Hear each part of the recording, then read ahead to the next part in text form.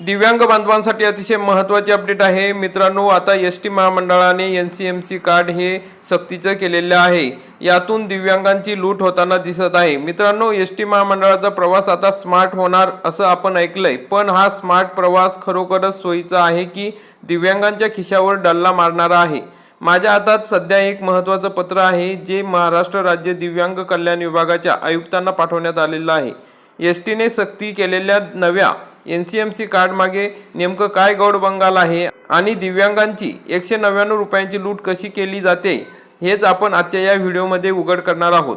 मित्रांनो, हे पत्र पहा जे पिंपरी येथील राजेंद्र वाकचौरे यांनी आयुक्तांना लिहिलंय। या पत्राचा विषय अत्यंत गंभीर आहे। अपंग व्यक्तींना एसटी महामंडळाच्या नव्या एनसीएमसी कार्ड योजनेतून वगळण्यात यावे।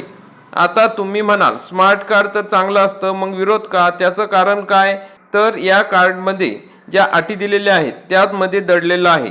या पत्रात स्पष्टपणे नमूद केलेलं आहे की हे कार्ड काढण्यासाठी प्रत्येक दिव्यांग व्यक्तीला 199 रुपये एसटी महामंडळाकडे भरावे लागणार आहेत। यात 100 रुपये हे डिपॉझिट म्हणून घेतले जात आहेत।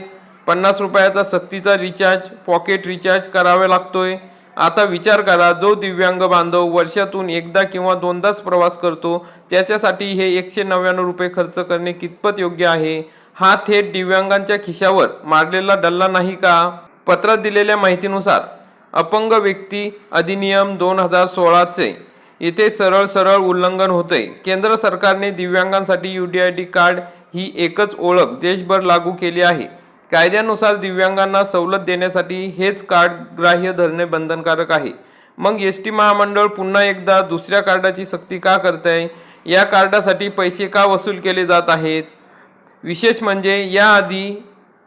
म्हणजे याआधीही एसटी महामंडळाने असा प्रयोग केला होता, पण तेव्हा दिव्यांग आयुक्तांनी त्याला हरकत घेऊन तो निर्णय रद्द केला होता आणि UDID कार्डवरच सवलत देण्याचे आदेश दिले होते।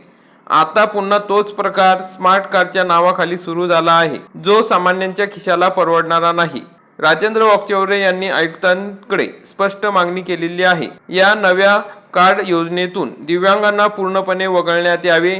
प्रवासात फक्त UDID कार्ड तपासले जावे जेणेकरून दिव्यांगांना त्रास होणार नाही। मित्रांनो, सरकार एकीकडे डिजिटल इंडियाच्या गप्पा मारतं, पण दुसरीकडे सरकारी कचेऱ्यांच्या आणि महामंडळाच्या अशा अटींमुळे सर्वसामान्यांचे हाल होतात। तुम्हाला काय वाटतंय? एसटी महामंडळाची ही कार्डची सक्ती बरोबर आहे का? कमेंट्समध्ये नक्की सांगा आणि अशाच सडेतोड बातम्यांसाठी आपल्या चॅनलला सबस्क्राईब करा। जय हिंद, जय महाराष्ट्र।